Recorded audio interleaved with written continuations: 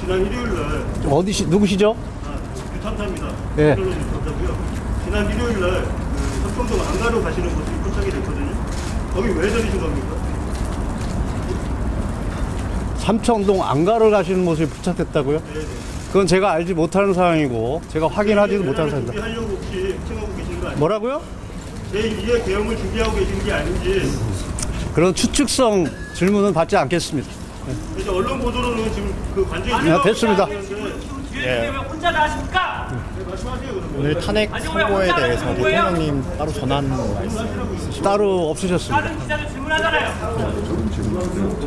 8년 전에 이완규 법제처장께서 이제 저술한 걸 보면은 이제 기간 선정할 때 날로 해야 된다라고 좀 적어 놓으셨던데 거기에 대해서는 좀 어떻게 판단하시는 걸까요? 그러니까 법의 명문은 날로 돼 있지만 저도 검사 출신입니다.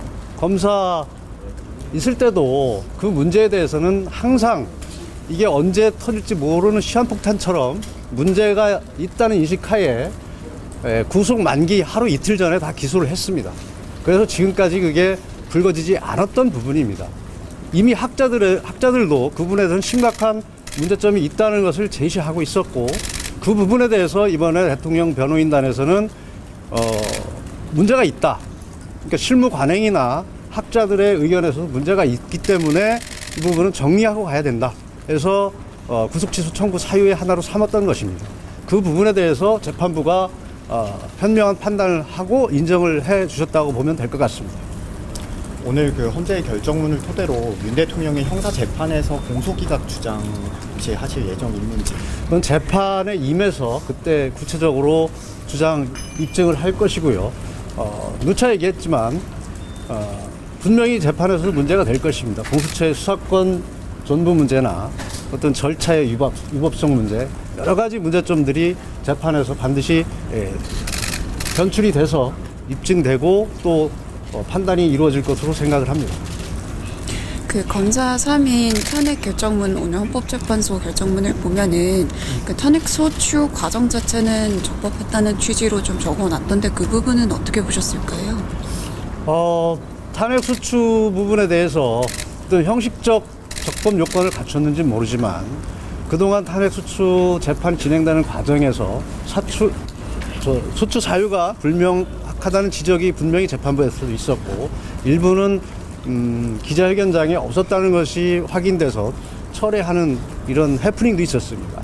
그런 여러 가지 실질적인 측면을 놓고 보면 저것이 과연 정말 법에서 정한 헌법과 법률에서 정하는 탄핵 소추 본래의 취지에 맞는 탄핵 소추였느냐 하는 데서는 우리가 의문을 가질 수밖에 없습니다. 최근에 관련 기사들 좀 있었는데 헌재 그 변론 재개에 대한 부분은 좀 정해진 부분이 있을까요? 그러니까 변론 재개 부분은 그렇습니다.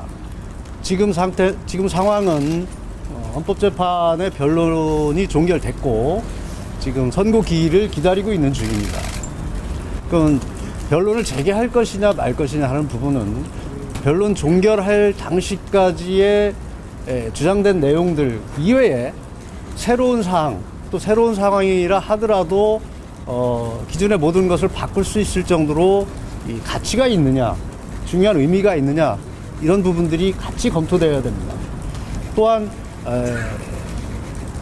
청구인 측이나 피청구인 측이나 그런 사유로 변론 재개를 신청한다 하더라도 또 재판부는 어떤 판단을 할 것인지에 대해서도 검토를 할 수밖에 없습니다. 따라서 변론 재개 문제에 대해서는 지금 말씀드린 여러 가지 증거 가치의 문제, 변론 재개가 어떤 의미가 있는지 재개를 신청했을 때 재판부는 또 어떤 태도를 취할 것인지를 종합적으로 검토해서 판단할 수밖에 없습니다. 지금 상황에서는 아직 변론 재개를 신청할 사항은 아니다 이렇게 판단을 하고 있습니다.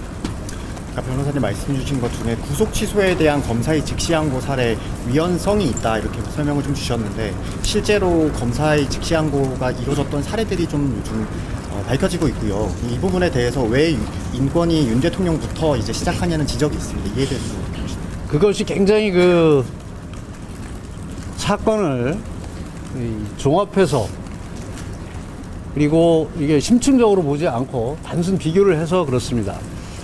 과거에 구속 취소가 청구됐고 인용됐던 부분들에 대해서 즉시 항고가 이루어진 부분이 구속치우수 사유가 다 다릅니다. 이번 건하고는 전혀 내용이 다르다는 것이죠. 그리고 주장하는 사람들의 어떤 법리적 쟁점, 논점 자체가 전혀 다르다는 것입니다. 중요성도 다른 것입니다.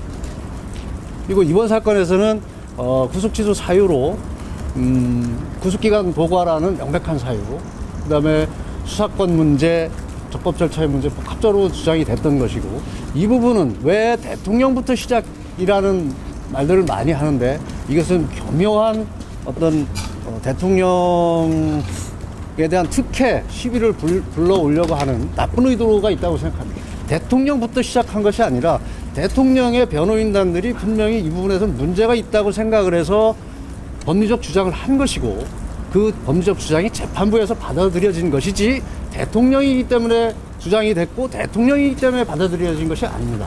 이 부분은 분명히 일반적인 사건에서도 똑같은 상황이 있었다면 주장을 했을 것이고 받아들여졌을 것이라고 저는 확신을 합니다.